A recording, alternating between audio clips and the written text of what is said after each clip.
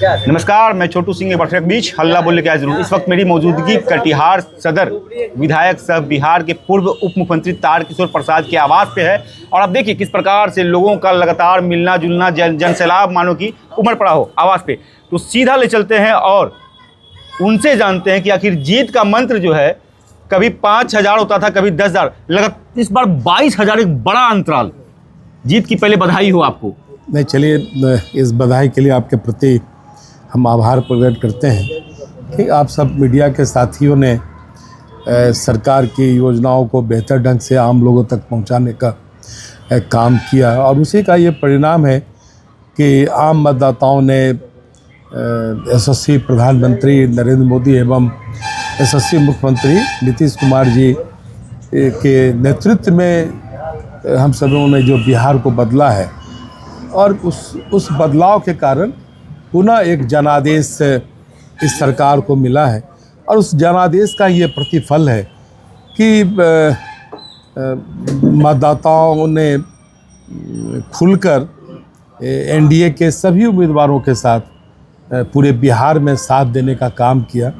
और कटिहार में लगातार हम सब कटिहार के विकास के लिए काम करते रहे, तो उसका भी एक सकारात्मक प्रतिफल के रूप में बड़ी संख्या में मतदाताओं का रुझान एनडीए और भारतीय जनता पार्टी एवं हमारे अन्य जो सहयोगी संगठन, सहयोगी राजनीतिक दल हैं, उनको भी उसका लाभ मिला। उदाहरण में आप देख सकते हैं कि कदवा हम 2 कार्यकाल से नहीं जीत पाते थे। कदवा विधानसभा क्षेत्र को हमने जीतने का काम किया। बलरामपुर विधानसभा क्षेत्र कितना कठिन है, जो वहाँ का डेमोग्राफी है, उससे आप समझ सकते हैं। लगभग 2.5 लाख मुस्लिम। हाँ, लेकिन उसके बावजूद भी बलरामपुर विधानसभा क्षेत्र के मतदाताओं ने एनडीए को वोट किया। तो इस तरह से आप देखेंगे तो लगेगा कि सरकार ने जिन कार्यक्रमों को लेकर जनता के बीच हम सब गए, तो जनता ने उस बदलाव को महसूस किया और आशीर्वाद स्वरूप इस बार भी अगले 5 वर्ष तक बिहार की सेवा करने का अवसर दिया। कटिहार में 7 विधानसभा सीट, 7 में 6 पे क्लीन स्वीप, ऊपर से सबसे अधिक मतों से अगर देखा जाए तो आपकी जीत, तो वो भी 5वीं बार। तो कटिहार सदर में लड़ाई किससे थी? नहीं, देखिए, कटिहार सदर में लड़ाई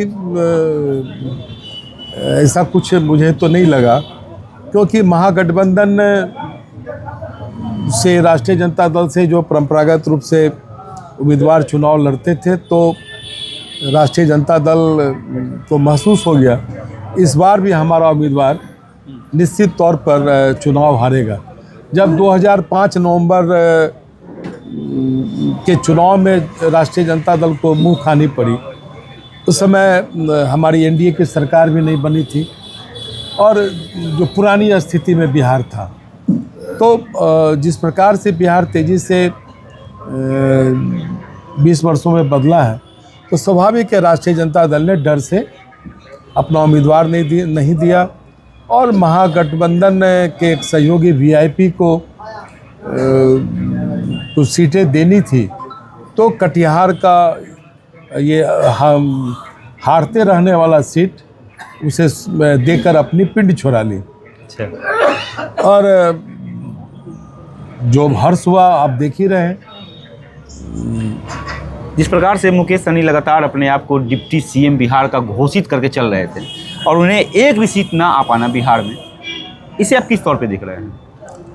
अरे देखिए, जब आप राजनीतिक विश्लेषण करेंगे बिहार का, तो ये पूरे तौर पर स्पष्ट होगा कि जो महागठबंधन के सहयोगी दल हैं, उन्हें बिहार के विकास का कोई रोड मैप नहीं है। वो किन मुद्दों पर चुनाव लड़ रहे हैं ये बिल्कुल स्पष्ट नहीं है। जितनी जनसभाएं तेजस्वी यादव की हुई, उतनी उन्होंने घोषणाएं कर दी। और जहाँ तक मुकेश सहनी का सवाल है, मुकेश सहनी का अपना कोई राजनीतिक हैसियत नहीं है। एक जिस सामाजिक वर्ग में उनका जन्म हुआ, उनसे उन्होंने बड़ी उम्मीद की होगी जातीय आधार पर, लेकिन उनके भी सामाजिक वर्ग के लोगों ने उन्हें नकारने का काम किया। बीते दिनों कटिहार मुकेश सहनी आकर के पत्रकारों के सूत्र पे जब सवाल उठाए थे, उन्होंने कहा कि जूता से मारेंगे, क्योंकि पत्रकार हमेशा सूत्र पे ही कहते हैं। जिस प्रकार से एग्जिट पोल आया कि एग्जिट पोल पे लगातार शुरू से एनडीए गठबंधन को 160 165 सीटें दिखाई जा रहा था, वो भी कहीं ना एक सूत्र था, और उस पर जो पत्रकार का जो आकलन था वो सच साबित हुआ इस जीत के हिसाब से। तो उसे नहीं, देखिए है क्या, जब कोई राजनीतिक वैचारिक कोई धारा जिस दल के पास नहीं हो, सिर्फ अपने एक फन के लिए राजनीतिक जीवन में आए हों, ठीक है, आर्थिक दृष्टि से वो काफ़ी मजबूत हैं, तो लगा कि नहीं, आर्थिक दृष्टि से मजबूत होना ही पर्याप्त नहीं है, लोग भी जानना चाहिए, तो फिर वो एक दल बना लिए। और दल बनाने के बाद जो उनका हर्ष हो रहा है वो भी छिपा हुआ नहीं है। लेकिन चलिए, लोग बिहार के लोग तो उन्हें जान तो जरूर गए, जो वो चाहते थे उतना काम उनका हो गया। उनको सीटों से ज़्यादा मतलब था कि बिहार के लोग उनको जाने, तो वो जान गए। और हमारी लड़ाई कटिहार में तो हम विकास की धारा को जहाँ तक पहुँचाए हैं, उससे आगे हम कैसे ले जाएं, ये हमारा लक्ष्य है। ये इन मूल्यों को लेकर हम चुनावी राजनीति चुनाव में गए थे, और उसका एक निश्चित तौर पर हमारे मतदाताओं ने उस पर मुहर लगाई। कटिहार की जनता ने 5वीं बार भरोसा जताया है, लेकिन कटिहार के जिला के विकास में कहीं ना कहीं कुछ वैसे कार्य हैं जो आज भी सवाल खड़े कर रहे हैं, और अब आप उनको संदेश क्या देना चाहते हैं? जैसे है कि गौशाला पुल, कटिहार की जो समस्याएं हैं वो सिर्फ गौशाला पुल का जुड़ा हुआ विषय नहीं है।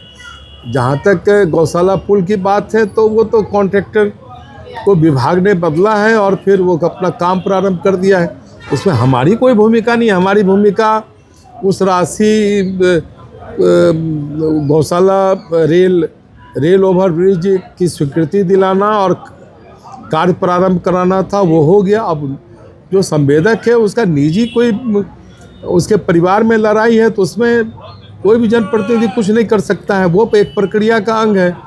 और जहाँ तक बस स्टैंड का बात है, मैं आपको याद दिला दूँ, कटिहार नगर निगम को वो बस स्टैंड का निर्माण करना है और भूमि भी उपलब्ध कराना है। राशि नगर विकास एवं आवास विभाग ने उसको उपलब्ध कराई, लेकिन तत्कालीन नगर निगम कटिहार के निगम पार्षदों ने और उस समय के जो हमारे उप महापौर रहे हैं, जो आज भी हैं, उनकी कोई अपना निजी हित की बात थी। मैं बहुत कोई आरोप नहीं लगा रहा, लेकिन उस समय उन्होंने उस बोर्ड की बैठक में काफ़ी दबाव देकर उस बस स्टैंड का निर्माण उस कचरा के ढेर पर कराने का पुरजोर प्रस्ताव लाया, जिसे बहुमत से स्वीकृति मिली वहाँ। और उस बोर्ड में विधायक पदेन सदस्य होता है, हम तो उसमें मतदान भी नहीं कर सकते।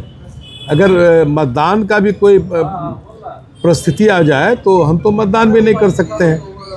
मैंने तो सुझाया था कि पर्यावरण वन एवं जलवायु परिवर्तन विभाग का जो नर्सरी है भेड़िया रेखा के पास, और वो राजस्व की ज़मीन थी, शायद 3 एकड़ या 5 एकड़ ज़मीन थी, तो उस ज़मीन में मैं बार बार आग्रह करता रहा कि बस स्टैंड का निर्माण उस ज़मीन पर होना चाहिए, लेकिन वो तैयार नहीं हुए। तो उसमें देखिए, जब लोकतांत्रिक पद्धति है तो स्वाभाविक है कि जब बहुमत से कोई चीज़ पारित होना है तो बहुमत से पारित हो गया।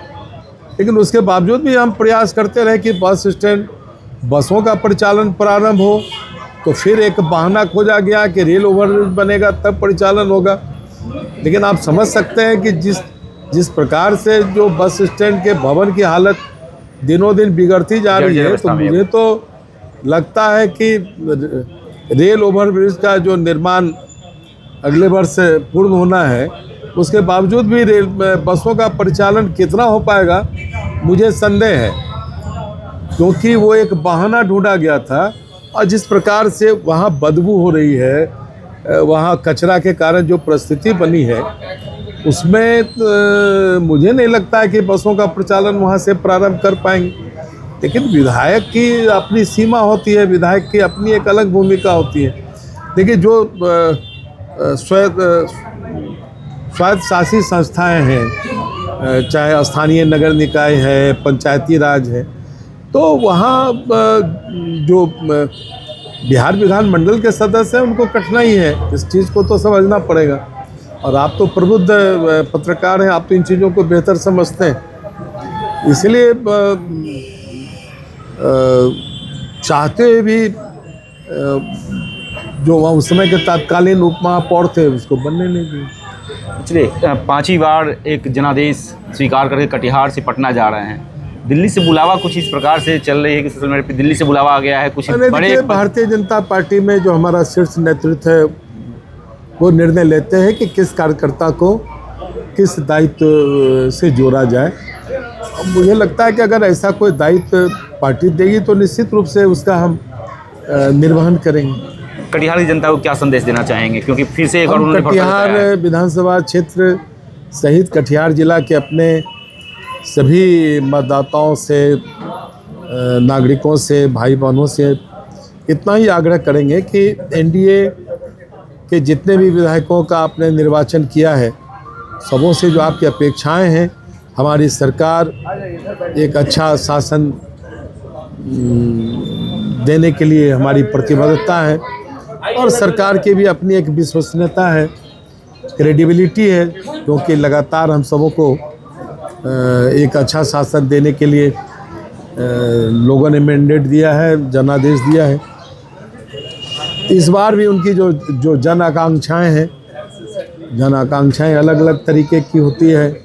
जो प्राकृतिक आपदा है उसे कैसे निजात दिलाएं, हम बेहतर रोड कम्युनिकेशन कैसे दें, हम बेहतर हेल्थ सर्विसेज कैसे दें, हम बेहतर टाउनशिप में हम कैसे जो सिविल सर्विसेज है उसको हम कैसे बेहतर ढंग से दें। तो अलग अलग विभाग की अलग अलग योजनाएं हैं। अच्छा, यहाँ ऑडिटोरियम कैसे हो जो बड़े कार्यक्रम हो सकें। कटिहार में जो भूमिहीन कटिहार नगर में रहने वाले हमारे नागरिक हैं उनको बहुमंजिला इमारत बनाकर कैसे उन्हें आवासीय व्यवस्था दें। तो इस तरह की जो चीज़ें हैं वो सारी चीज़ें ध्यान में हैं। चलिए, बहुत बहुत धन्यवाद। और उन चीज़ों को हम करने का काम करेंगे। जी, बहुत बहुत धन्यवाद। ये थे हमारे साथ लगातार 5वीं बार कटिहार विधानसभा सीट से, कटिहार सदर विधानसभा सीट से जीतकर विधानसभा पहुंचने वाले तारकिशोर प्रसाद, जो पूर्व में बिहार का सत्ता एक बड़ा ओहदा, बड़ा कुर्सी भी संभाल चुके हैं, बिहार के पूर्व उप मुख्यमंत्री भी रह चुके हैं, जो कि इस बार लगातार 5वीं बार जीतकर फिर से विधानसभा पहुंचे हैं। कटिहार की जनताओं का एक बड़ा जनादेश इन्होंने प्राप्त किया और उनके जनादेश पर वो इस बार फिर से खड़े उतरे। और आगे भी मैं रिपोर्ट दिखाऊंगा, तब तक बने रहिए हमारे साथ। नमस्कार।